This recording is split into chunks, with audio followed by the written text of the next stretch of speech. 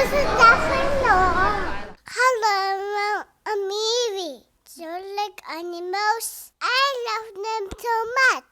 My daddy always takes me to see them. Go on, Evie. To see some birds. Today we went to a bird market.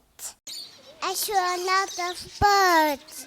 Goldfish, toads, hamsters, frogs, and crabs. I tried to touch them, but Mommy and Daddy said no. No. Don't touch it. On the way home, we found the spider plant. Look, it's moving. That's amazing. Daddy told me it's good. Touch me, not plant. I like birds more kids. I come again.